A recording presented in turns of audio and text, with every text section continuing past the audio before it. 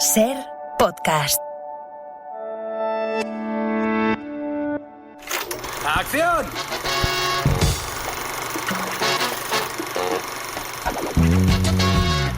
El cine en la Ser con Pepa Blanes.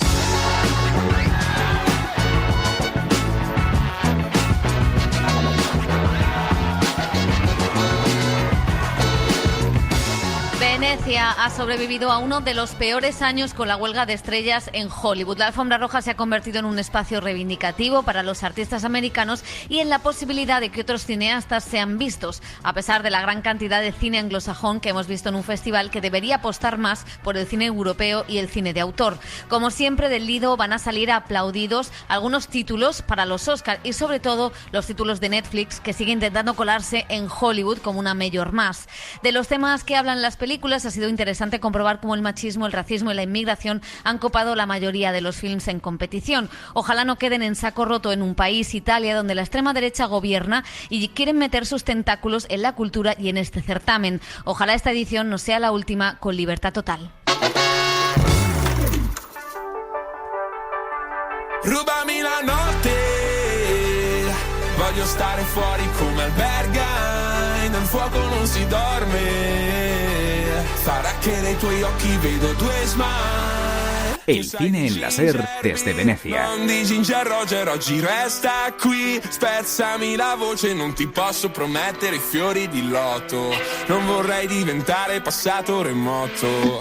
Dicevi che io e te ci abbiamo Saturno contro. Y comenzamos este resumen del Festival de Venecia, un festival, como decimos, marcado por la huelga de actores y actrices, también de guionistas en Hollywood. Eso ha hecho que veamos una imagen. José Manuel Romero, ¿qué tal? ¿Cómo estás? ¿Qué tal, Pepa? Muy bien.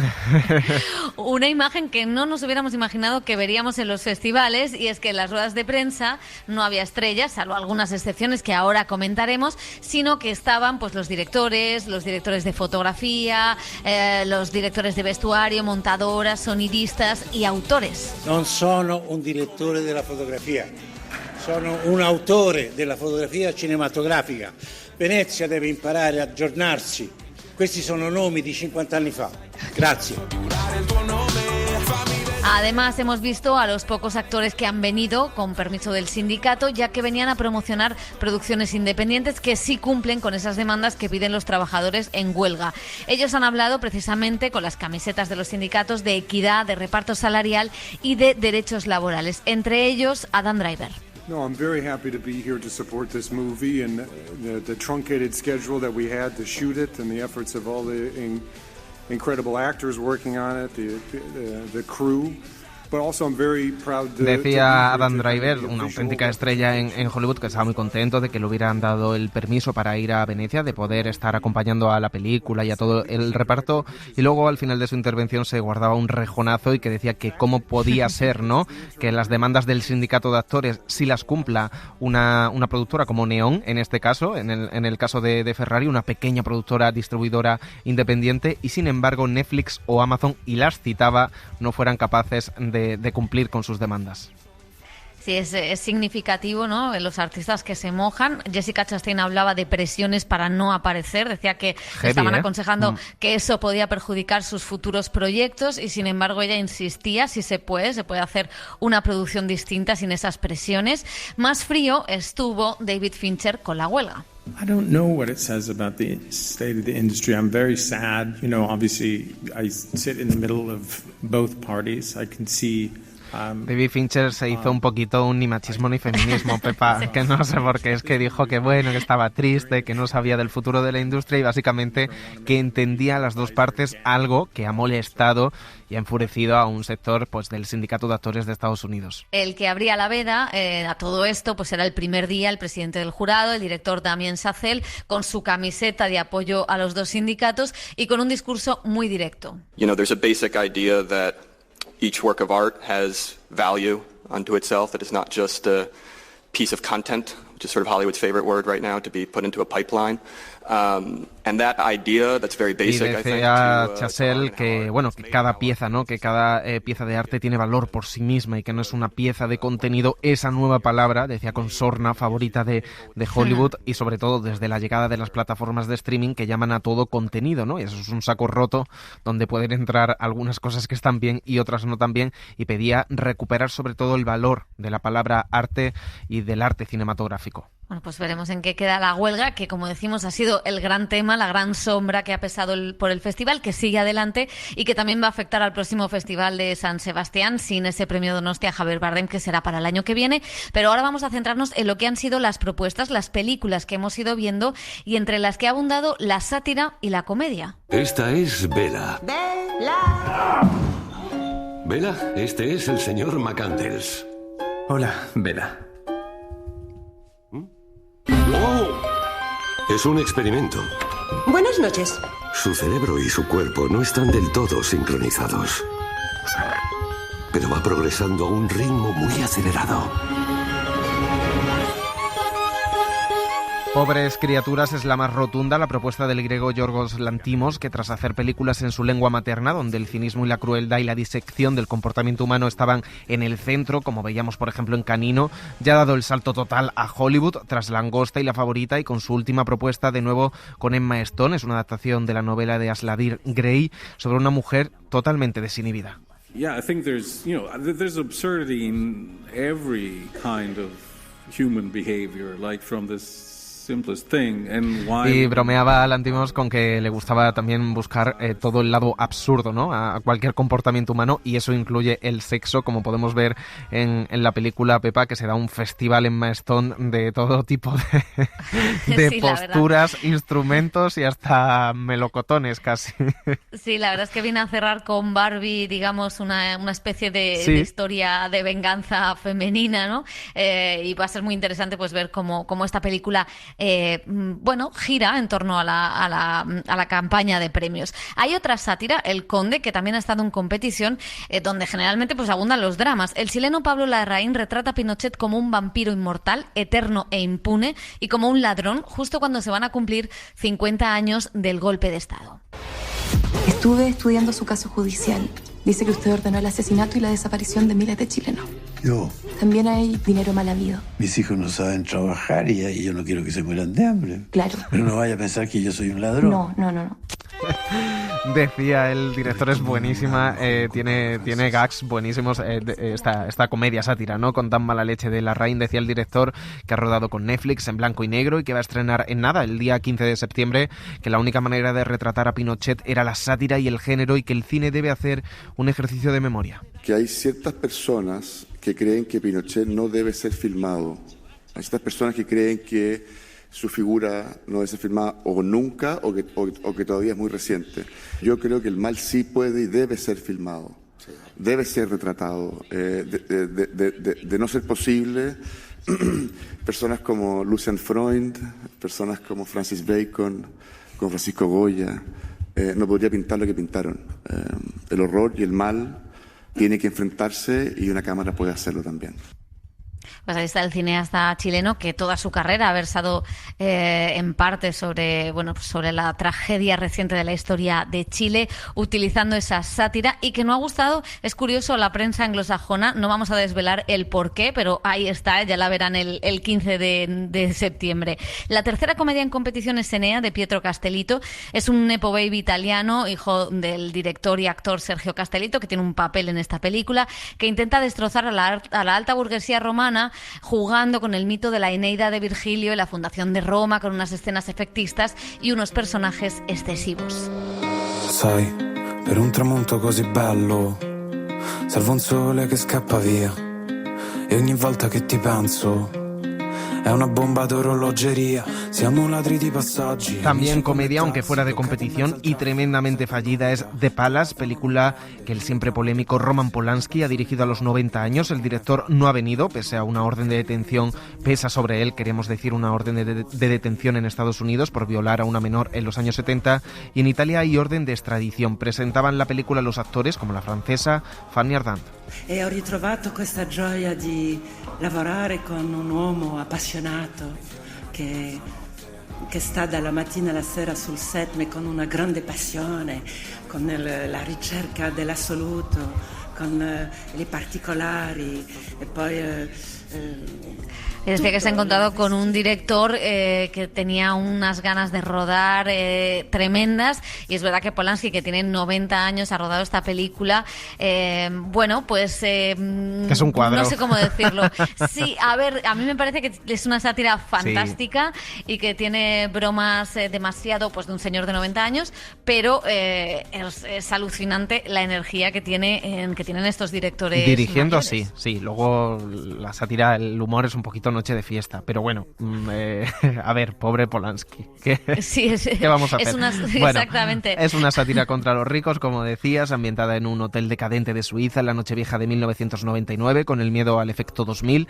En un hotel similar estuvo Polanski, detenido en arresto domiciliario, y de ahí surgió la idea que atiza una clase alta decadente, pero que usa bromas algo pasadas de moda, como decíamos, y fáciles. Eso sí, su productor terminaba la rueda de prensa al grito de «Viva Polanski».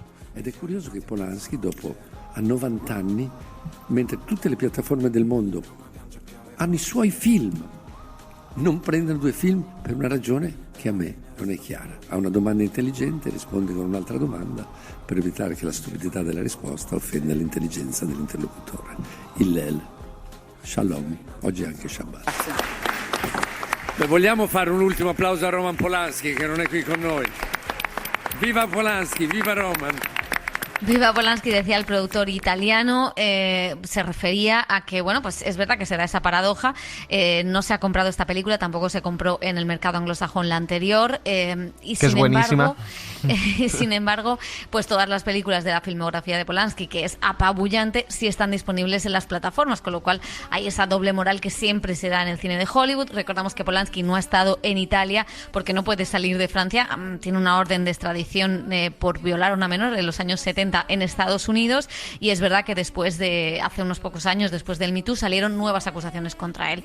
O sea que la polémica ha estado servida en este festival, no solo por Polanski, sino también por otro director, Woody Allen, otro veterano que, como él, ha presentado película fuera de concurso. En este caso, Coup de Chance, Golpe de Suerte, otra comedia, sí que ha convencido, como ese reverso cómico y luminoso de Match Point. Es un tratado sobre la suerte, la fortuna, el amor, el dinero, que ha rodado en Francia y en francés. When I was younger, the films that were the most impressive to us when we were all starting out and wanting to be filmmakers were the European... Un Woody Allen algo debilitado físicamente ya a su edad, pero con una lucidez y una vitalidad cada vez que le preguntaban, y decía que, bueno, que desde joven siempre sintió fascinación, esto lo ha contado más veces, ¿no?, por los autores europeos, especialmente de la Nouvelle Vague, y bromeaba con que ha rodado al fin una película en francés, no solo en Francia, sino en francés, y que ahora se sentía un auténtico autor europeo, algo de lo que parece estar orgulloso, siendo Europa, ¿no?, el lugar que lo ha acogido Pepa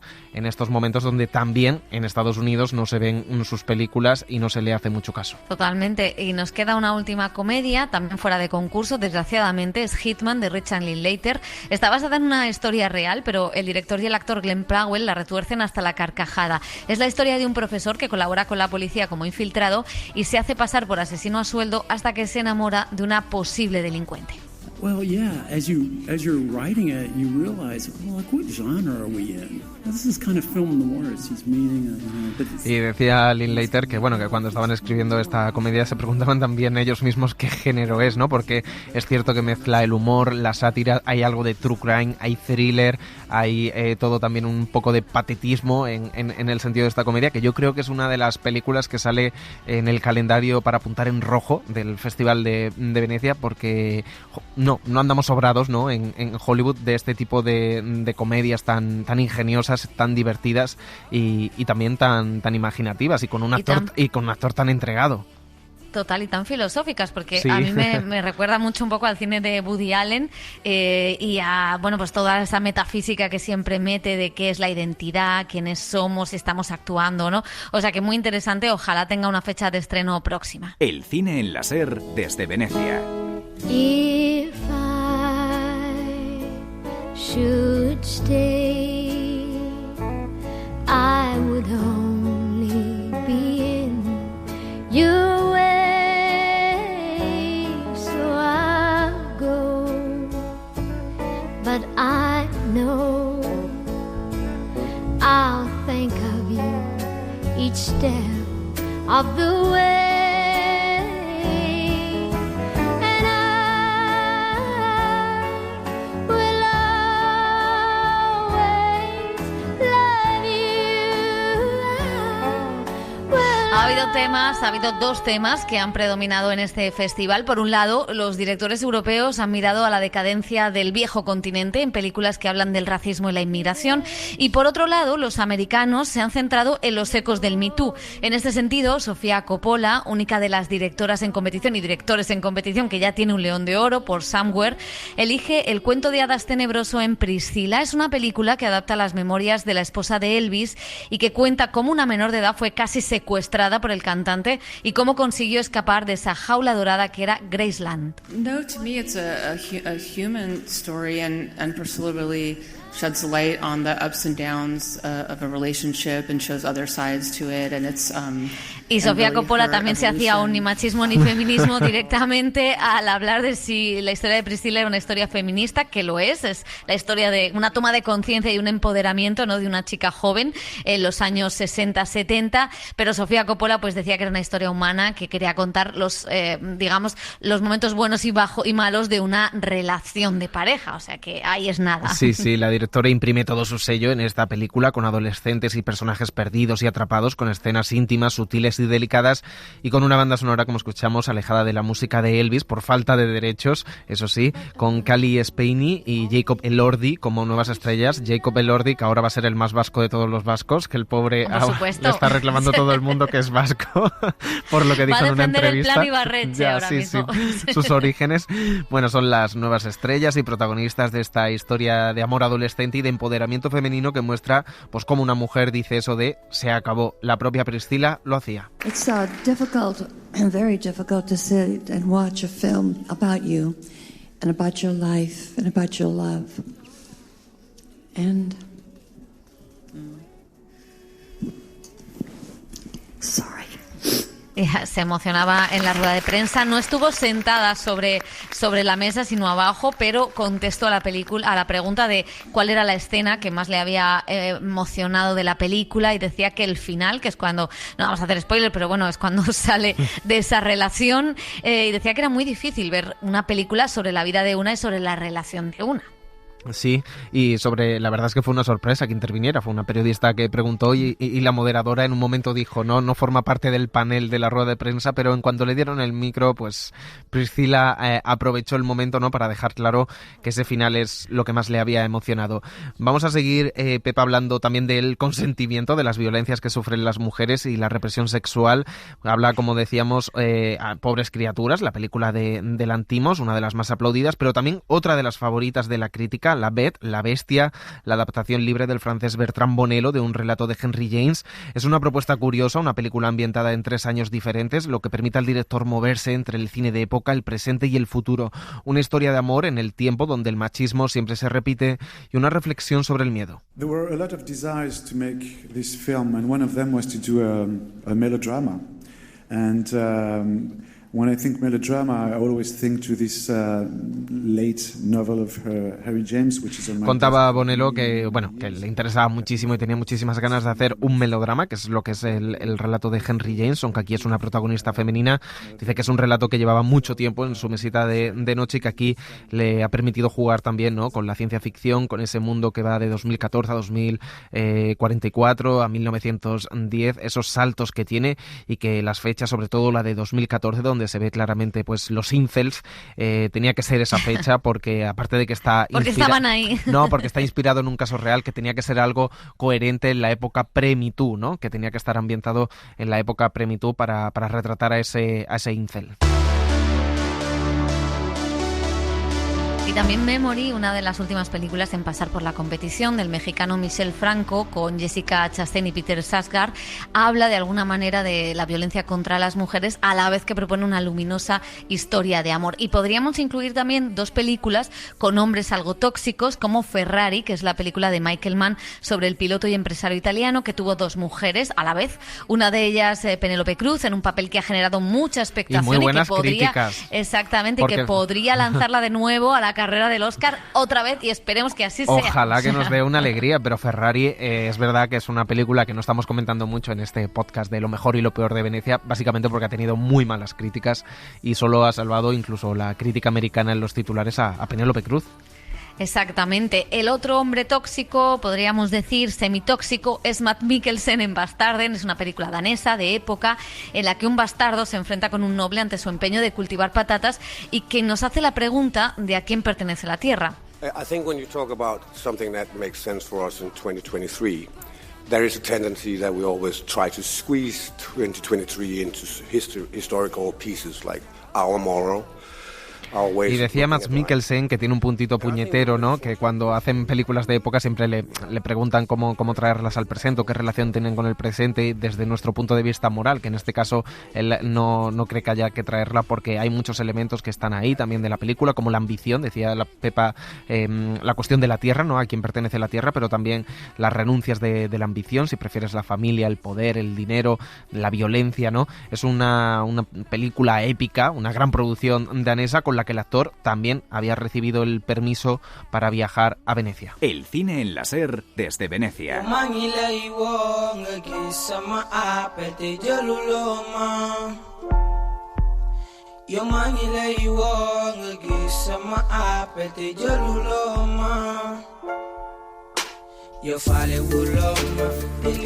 En un país donde la crisis migratoria está en el centro del debate político, cuyo relato desgraciadamente lo ha ganado la extrema derecha en el poder con Meloni, el cine insiste en contar de maneras muy diferentes el lado humano y social de la crisis migratoria.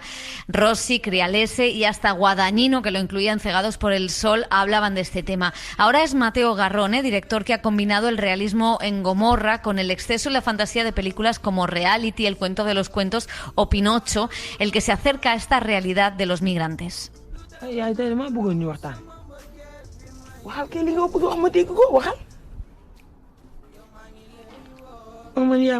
Dos jóvenes senegaleses deciden salir de su país para llegar a Europa, sueñan con ser cantantes. Yo Capitano cuenta todo el periplo, desde Senegal hasta el Mediterráneo, la violencia, las mafias, las amistades, las esperanzas, los miedos, todo aparece, pero sin regodearse en la crueldad.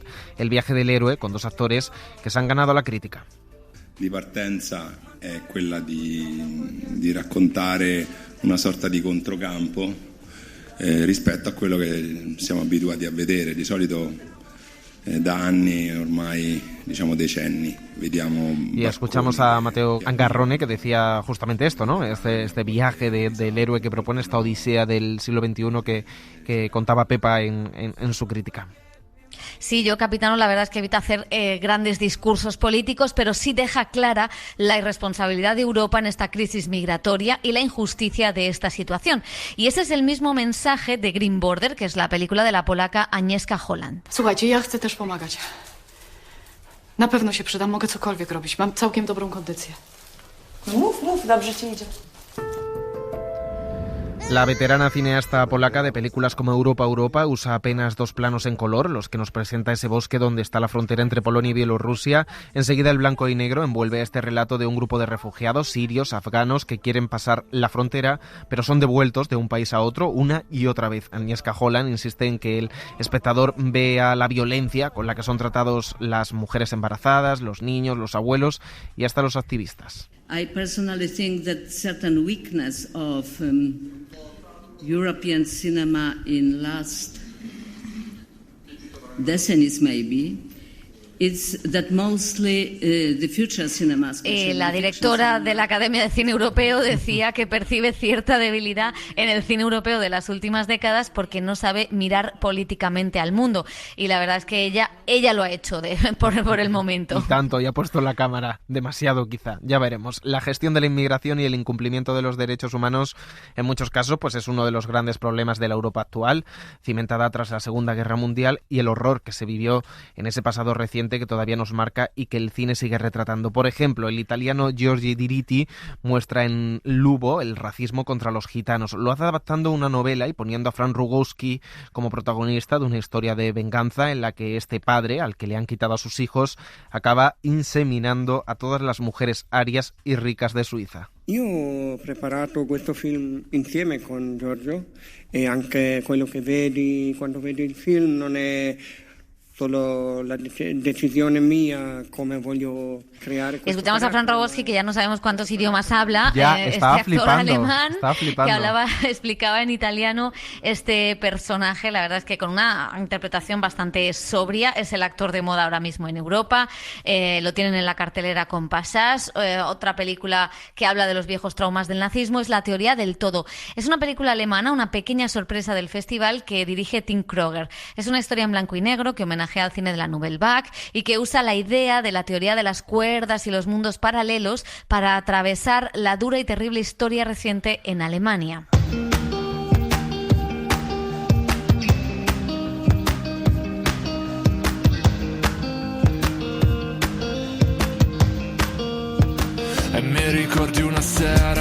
El gran alegato contra el racismo lo ha puesto la directora Ava DuVernay. Es la primera afroamericana en competir por el León de Oro, como dejaba claro en la rueda de prensa. This year it happened. Something happened that hadn't happened in 8 decades before. An African American woman in competition, and so we know that is. Thank you. Reivindicaba que algo ha pasado para que en tantas décadas ella sea la primera directora afroamericana en competición. Lo hace con Origin, una adaptación de un ensayo de la escritora Isabel Wilkerson, que tiene una tesis muy potente. El racismo es una consecuencia de un sistema de castas que funciona para que los de arriba estén siempre dominando a los de abajo. Y compara el sistema esclavista de Estados Unidos con el sistema de castas de la India y también con la Alemania nazi. Everywhere. All over the place.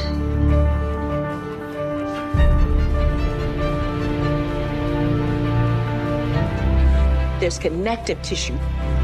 Origin es una propuesta que ha causado división. Su mensaje es impecable y en la sala muchas espectadores afroamericanas lloraban de emoción por ver retratados escenas de machismo que han sufrido, pero una parte de la crítica cuestionaba la manera demasiado obvia y emotiva de retratarlas por Ava DuVernay. Sí, es que bueno, es una de las muchas películas, la de la directora en inglés, que hemos visto en este festival, dominado desde el jurado por el cine anglosajón, donde Netflix tiene además mucho espacio. El Conde de la Rain, pero también Maestro de Bradley Cooper, la biografía del compositor Leonard Bernstein. Por cierto, voy a hacer un inciso porque Ava DuVernay le echaba una leche a Netflix tremenda. Y ha dicho que esta película no la quiso hacer en Netflix porque le hubieran impuesto el elenco y ella quería ser completamente libre, no como con Netflix. O sea, tremendo.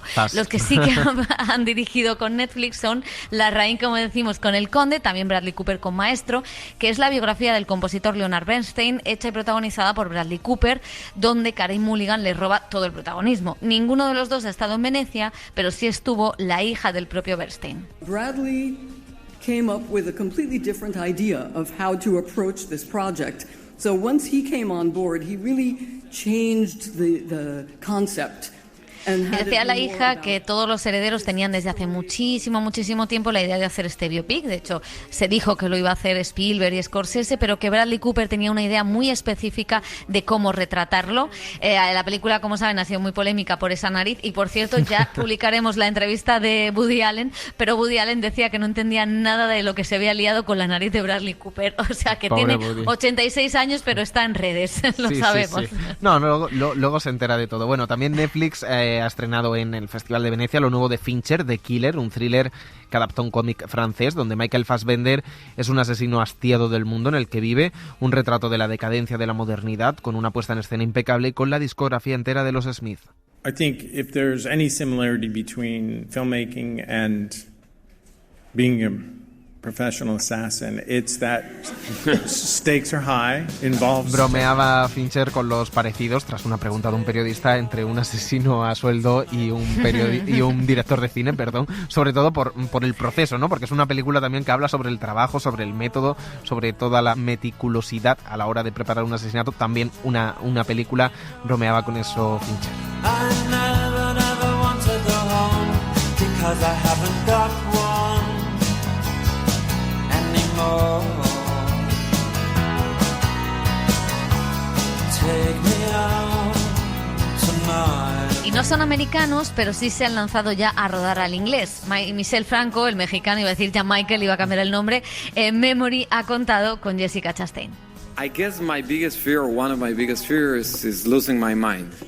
And that's, I guess, what draws me to dementia. It's If you don't know who you are you still en una yourself? historia en la que contaba Michel Franco, lo que el más miedo le da, ¿no?, es perder la cabeza, entrar en un estado de demencia y no saber los recuerdos que tiene, lo que ha vivido o lo que no ha vivido. Contaba el director mexicano, que no es la primera vez que rueda en inglés, pero sí que creo que con una actriz ahora del momento como Jessica Chastain.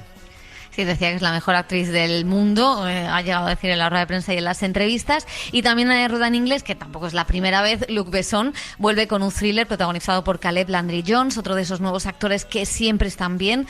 Y es la historia de cómo la violencia genera monstruos. If there's one thing that I'm very, very proud is my freedom. And as I said, I woke on the morning, wake up and start to write, and no one can...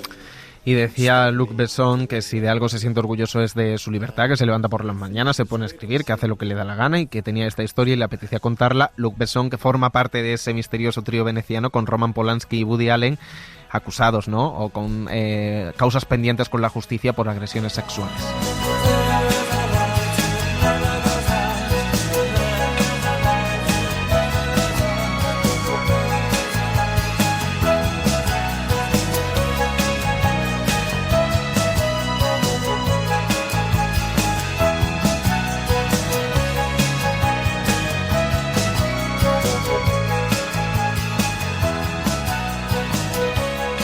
El cine en la SER desde Venecia.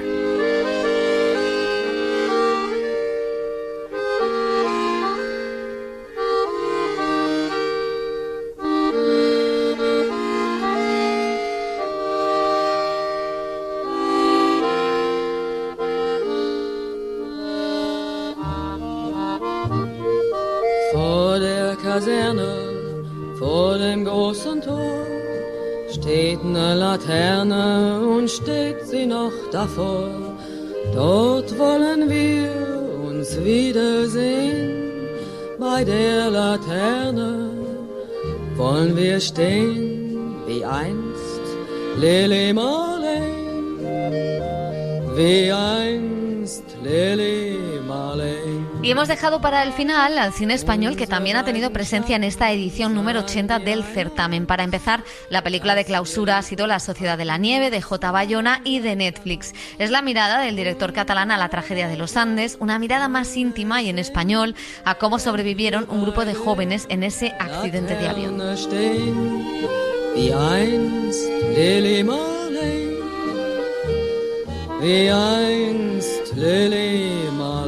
Me llamó mucho la atención cuando leí el libro porque pensaba que conocía la historia y era eso, era un pensamiento porque realmente no conocía el tamaño que tenía esta historia realmente y sobre todo me impresionó mucho ahora que pasado el tiempo y viendo la película con los supervivientes como la vimos y la familia de los fallecidos que la vimos la semana pasada, que realmente esta película la necesitaban hacerla.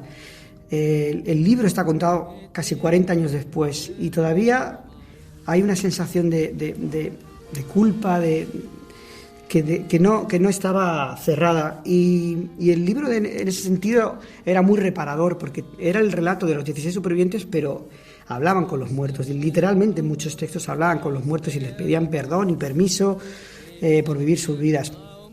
Pensé que esta historia se había contado desde un lugar hollywoodiense, hablando de los héroes que triunfaban y llegaban a casa, pero realmente los héroes eran los que se habían quedado allí apoyando y dándolo todo, literalmente, y los que se quedaron en la montaña. Y creo que esa idea de los héroes anónimos me parecía muy emocionante y muy reparador también.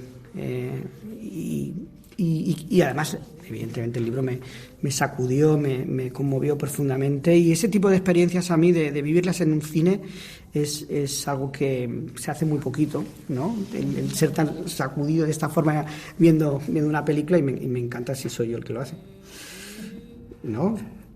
Para eso vas al cine, ¿no? Para vivir una experiencia así, ¿no? Yo conocí a Jota la primera vez a través de un mail en mayo de 2011. Magia pura, porque lo compartí con los sobrevivientes. Habíamos ya tenido, el libro se había publicado originalmente en 2008 y ya habíamos tenido propuestas cinematográficas basadas en un libro que cuenta qué nos pasó y no qué pasó como había ocurrido antes. Pero el mail fue mágico porque tenía párrafos donde nos dábamos cuenta. Yo me di cuenta, cuando lo leí una vez, 2, 3, pero este hombre, yo lo conocía por el orfanato, pero no lo conocía personalmente, además somos de otras generaciones. Pero este hombre cala hondo, Y entonces lo compartí a los chicos, lean este párrafo, le subrayaba, lean este, y además hacerlo en español, y esto no está contado, le faltan pliegues a esta historia. Con este hombre vamos a hacer un viaje lejano, sin destino prefijado, vamos. Y todos dijeron, gente, además los sobrevivientes es un grupo como siempre, como se ha convertido en una especie de historia universalizada, han tenido muchas conexiones con quienes quieren recrear su historia, y todos tocamos la misma tecla. Él nos tocó la misma fibra a todos. Yo no sé cómo lo hizo, si es una manipulación emocional o es que adivinamos el talento detrás. Yo creo que adivinamos la honestidad y el talento detrás, todos, los 16 sobrevivientes y Pablo. Pregunto para quién serán esas imágenes. Tal vez sean para nuestras familias. Volveremos a vivir en su imaginación. ¿Qué nos pasó? ¿Qué pasa cuando el mundo te abandona? Y la película tiene, como digamos, dos grandes pilares. Por un lado, el despliegue técnico y visual, que es alucinante. Viniendo a Venecia, los periodistas españoles nos acordábamos mucho de ti, que íbamos todos en la cola y dijimos, no teníamos que haber visto esta película antes de venir. Y por un lado, hay como una parte, espiritual y religiosa, ¿no? Que yo creo que conecta con, independientemente de las creencias de cada uno, con ese momento de ante la muerte, de aquello en lo que piensas. Me gustaría que hablarais de eso, ¿no? Porque es difícil condensar esas dos vertientes, esta cosa del cine de acción o espectáculo con esta cosa emocional. Sí, realmente el escenario es épico, ¿no? Esas montañas que yo he estado allí y impresiona ver el cielo de noche, impresiona el silencio absoluto que hay, pero después se habla del ser humano en lo más profundo de su esencia, ¿no? Hace esa especie de alternancia entre lo épico y lo íntimo. Yo creo que evidentemente la técnica era necesaria para contar la película, porque no se puede entender esa historia sin entender el contexto. Esto es algo que, si uno no siente la geografía, no siente el frío, no siente el aislamiento, no puede entender lo que hicieron ellos. Y era importante la película como película sensorial, que colocara al espectador dentro del avión y viviera lo que vivieron. De hecho, la semana pasada, cuando mostrábamos la película a los familiares de los fallecidos, muchos de ellos, después de 50 años, entendieron el papel importante que habían jugado sus familiares, los que habían fallecido, pero también comprendieron y perdonaron después de 50 años, viendo la película, a los que sobrevivieron, ¿no? Y es porque realmente pasaron por lo que pasaron ellos viendo la película, y eso era importante. Y la parte espiritual yo siempre la he intentado extrapolar, quitarlo de lo religioso. No es una espiritualidad organizada, tiene que ver con un sentimiento de generosidad y bondad que surge en el momento justo antes de morir. Yo creo que esta gente lo que hizo básicamente fue cuidarse unos a otros, y es algo de lo más bonito que tiene la película. Yo recuerdo que, hablando del punto de vista, que es muy importante en esta película, desde donde se cuenta que me interesaba mucho más el punto de vista cuando se hablaba de antropofagia, no del que come el cuerpo de un amigo, sino del amigo que le da su cuerpo a otro amigo para que llegue, ¿no? Y en ese momento en el que uno dice, caminarás tú por mí, tú serás mis piernas, o te doy mi cuerpo para que tú llegues a casa, esa idea de que tú y yo somos lo mismo me parecía profundamente trascendente, ¿no? Esa asimilación de que tú y yo somos lo mismo, y si tú llegas, yo llego. Yo creo que lo espectacular era imprescindible para acceder a lo pequeño, porque lo pequeño en esta historia es lo profundo. O sea, lo pequeño en esa sociedad es entender lo que está detrás. Lo que está detrás es la vida, la muerte es la inminencia de la muerte, la entrega, el ser superviviente y combustible al mismo tiempo. el dar la vida por el otro como sentido de la vida. O sea, lo espectacular ambienta lo pequeño para que pueda ser profundo. Cuando J nos mostró, cuando yo estaba en el rodaje en Sierra Nevada, me mostró, yo había estado en el Valle de las Lágrimas y él también, que es en los Andes, y me muestra el set más alto que estaba ahí cerca de Prado de Llano, y era muy parecido, era todo. Yo le digo, J, es maravilloso, pero le falta la escala. La escala es la inmensidad que solo la tienen los Andes, que eso es una peculiaridad de América. Europa es abigarrada, es maravillosa, no es bueno o malo, pero la escala, la dimensión, para sentirte solo en el cosmos, la obtienes en aquella escala. Porque si estás solo en el cosmos, puedes inventar una sociedad nueva donde lo pequeño es muy profundo y donde llegas a ser tan disruptivo como antes de que exista el concepto de donación de órganos, yo me entrego a ti para que tú vivas en representación de nosotros. Hay una cosa que me gusta mucho, que entiendo que está en el libro y que tú has recogido, que es esa convivencia entre ellos. En estos tiempos tan cínicos, todo el mundo cabría pensar en un señor de las moscas, y sin embargo hay, pues es una historia de superación. Ayer veíamos en sección oficial la película de Garrone, que es pues un viaje de dos amigos migrantes que intentan llegar a Italia, y es esa sucesión de compañerismo casi en el camino. Y aquí también está eso. No sé si es quizá lo más revolucionario que se puede contar en estos momentos. Y sin embargo es un discurso clásico, porque recuerdo... hace poco leía a Jack London y hablaba de las experiencias de los primeros exploradores de la Antártida, y cómo en ese contexto debía uno de olvidarse de quién era y cómo había sido formado, reinventarse para poder llegar a la máxima trascendencia, que es el sentimiento de camaradería. Es decir, que en el momento de máxima necesidad, cuando nos lo han quitado todo, esto es una frase textual del libro de Bierzi, lo que queda es un corazón que se entrega. Eso, evidentemente, para los cínicos es un discurso que no sirve, pero yo me he pasado toda mi filmografía luchando contra el cinismo. Yo tengo una idea del cine que no casa bien con el cinismo. Y es contraintuitivo, o sea... el sentido común te indica, y las ficciones apocalípticas de las cuales estamos plagados te indican que ante la adversidad extrema surge la jauría humana, el sálvese quien pueda. Pero esto no es una ficción, esto ocurrió. Por eso para mí es un símbolo. Ese avioncito con 45 pasajeros es simbólico y extrapolable a infinitas situaciones. Yo tengo la prueba, cuando tú me hables de la bestia humana, que surge tras un huracán, los saqueos, yo tengo esto para mostrarte. Esto y es contra la intuición y contra lo políticamente correcto, y esto ocurrió, y están los testigos, y está el libro, y está la película de J para demostrártelo. Entonces es una visión que te reconcilia con el ser humano, que te reconcilia con nuestras vidas y con nuestros legados. Y ojo, sin caer en lo fácil, porque el libro de Bierzi, si lo has leído, es un libro complejo que habla de las luces y las sombras de una situación como esta. Hubo muchos que hicieron mucho y se quedaron en la orilla, hay otros que no hicieron nada y regresaron. ¿Y qué sentido tiene eso? ¿No? Entonces eso era muy interesante, porque desbarataba el discurso del héroe que ha hecho siempre Hollywood, y habla de los héroes anónimos. Son aquellos, como decía un superviviente en el libro, que morían animando a los otros, ¿no? Eso ahí me parecía que estaba la épica de la película. Y te agrego, Jota, y nosotros normalmente conocemos al soldado, la tumba del soldado desconocido. Acá no hay soldados porque no hay enemigos.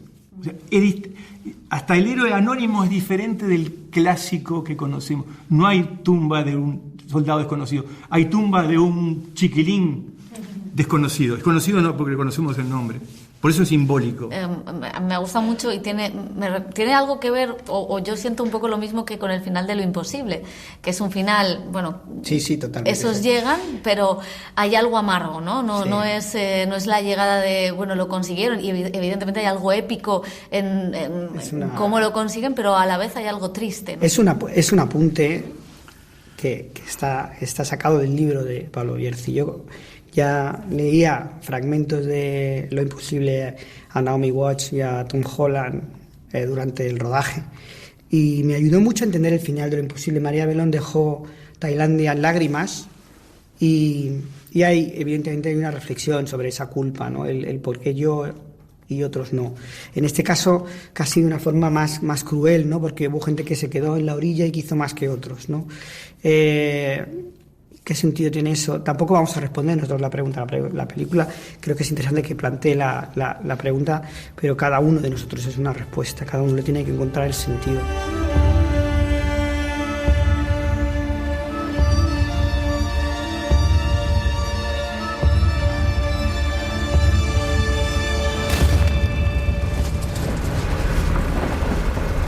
¿Qué pasa?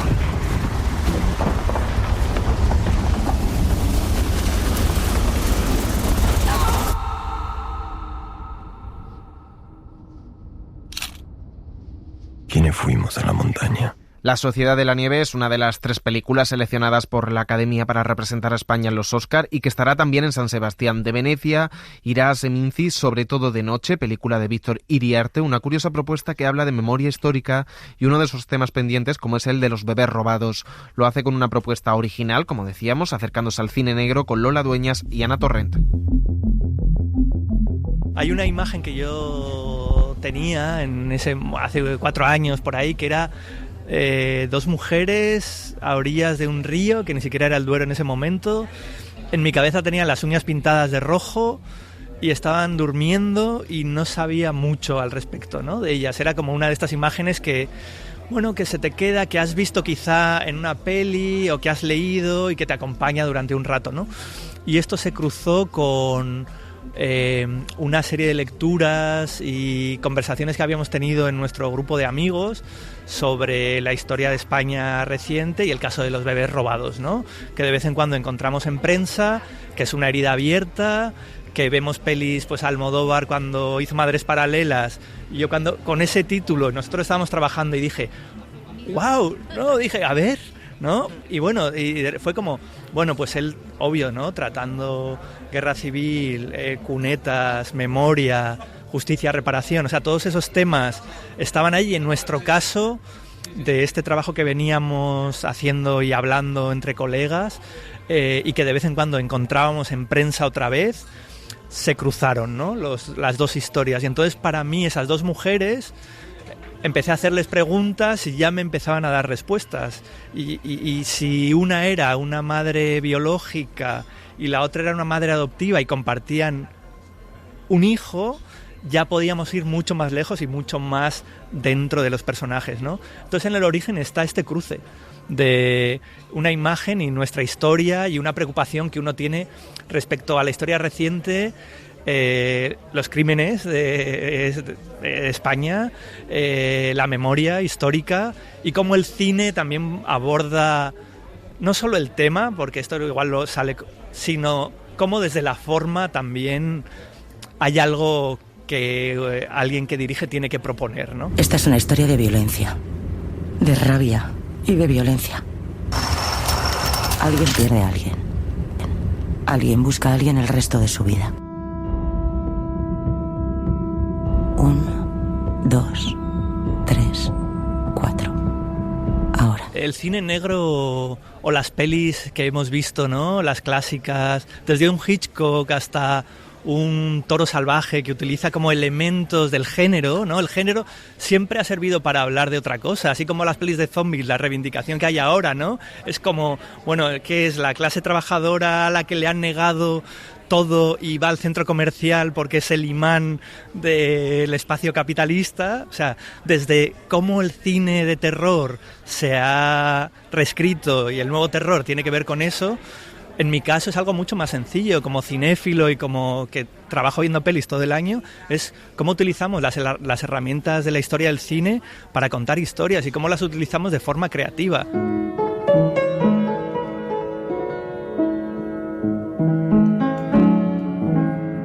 ¿Por qué me dejasteis tan sola? Creo que nuestra generación, y por suerte, es una generación que justamente está en esa revisión, ¿no? En esa revisión de la memoria, y obviamente entendemos la generación de nuestros padres y entendemos el momento complicado en el que, bueno, se firmó con ilusión y se votó con ilusión, pero ahora nuestra generación 40 años después, cuando ve esas imágenes, que además en nuestra peli aparecen en forma de archivo, las ve desde otro lugar, porque han sucedido muchas cosas y ahora mismo lo conectamos con el momento preciso político de España, ¿no? Que justamente ahora estamos volviendo a hablar de qué modelo de territorio somos y que la complejidad es un valor a reivindicar, porque ya estaba supuestamente en el origen, ¿no?, de la Constitución. Ahí está escrito, pero bueno, pues es compleja la historia y los periodos y las mayorías absolutas y las mociones, o sea, es complejo, obvio, pero sí, nuestra película sí que hace una reivindicación muy directa a revisar algo que es una herida y que, así como encontramos, y estoy ya yendo a la política y siendo súper directo, ¿no?, como proyectos de ley o ayudas que tienen que ver con recuperar los restos de los asesinados, el caso de los bebés robados está todavía en un limbo jurídico muy grave y vemos ejemplos cercanos en la peli. Yo hago esa conexión pequeña, un poco emocional también, con Argentina, Chile y Uruguay. Está en el plano ese, ¿no? Y Egoz, el personaje... pero leemos las madres de la Plaza de Mayo encontrando al desaparecido, al hijo 144, ¿no? Y que llevan haciendo esa reivindicación y que hay toda una... O el caso de la peli de Argentina y el juicio, ¿no? Que ahora, en Donosti pasamos ahora también la del juicio de Ulises de la Orden, que es el docu en el que tienes acceso a los documentos originales del juicio y es increíble, ¿no? Son no sé cuántas horas. Claro, en España no hubo un juicio y en España el archivo nos ha dado miedo.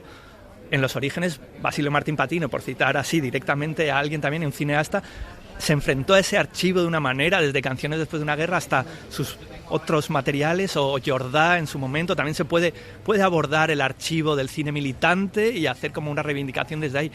Sí, nuestra peli reivindica que hay que volver a pensar, pero desde un lugar creativo, porque creo que la peli también propone eso, ¿eh? Los dos personajes tan diferentes comparten que son víctimas y tratan de entenderse, y creo que yo desde ahí puedo hacer también esa reivindicación de tenemos que hacer una revisión de nuestra memoria, justicia y reparación, repensemos lo que somos, y el arte y el cine popular también, el cine para las salas, las historias que contamos también debe abordar esto, unido a la forma. En mi caso siempre es eso, ¿eh? Le doy mucha importancia a cómo... Hay una frase de Vera, ¿no?, que dice: lo único que no han podido arrebatarme es mi historia y cómo la cuento. Clave. Porque si no podemos... O sea, creo que hay algo que llega a los cuerpos y a nuestra experiencia de otra forma, que tiene que ver con las artes, con una canción, o sea, con una obra de teatro, con un texto, que llega de otra forma y cala con una profundidad que es diferente. Y obvio que yo me puedo leer las actas del juicio en Argentina y disfrutar mucho.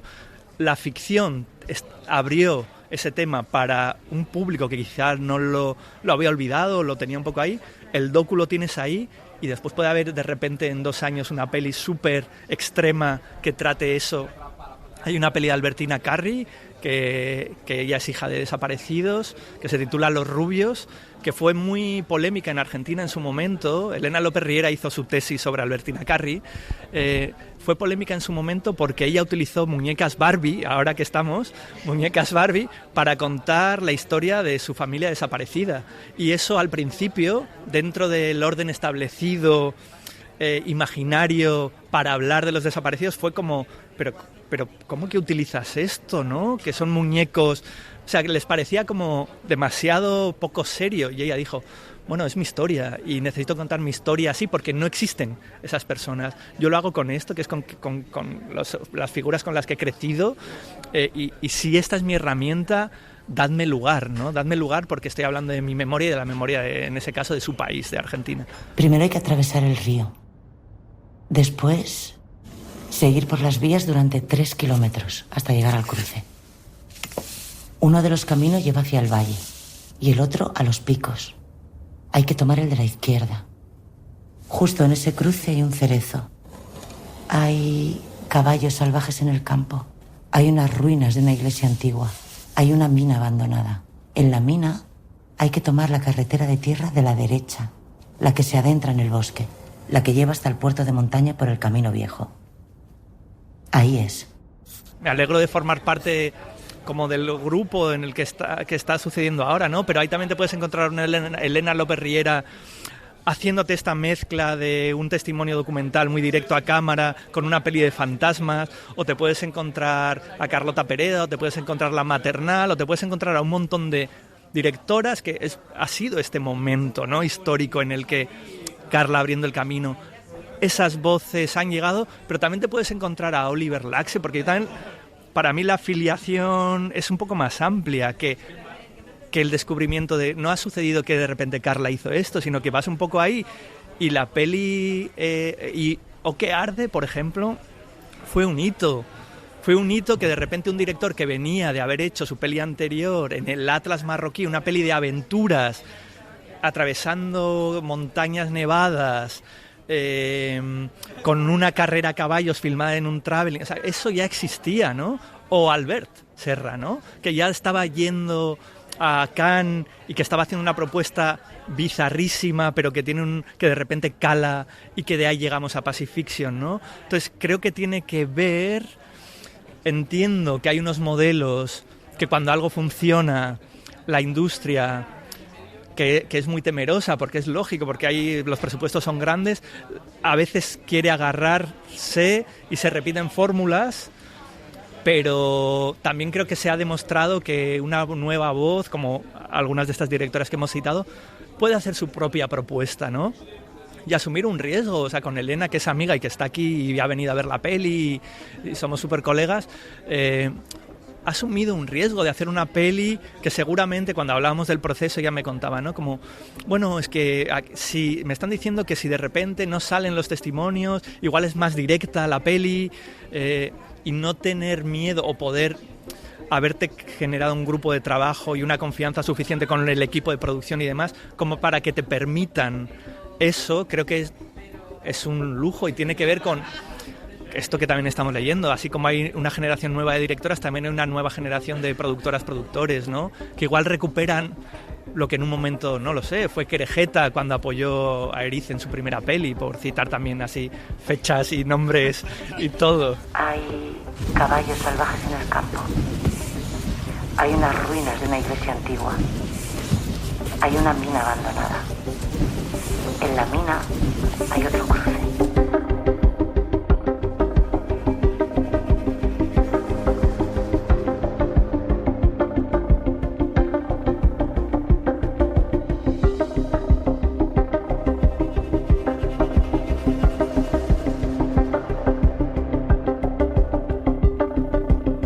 Y sobre memoria histórica habla también Aitana. Es el cortometraje de Marina Alberti, la nieta del poeta Rafael Alberti y de la escritora María Teresa León.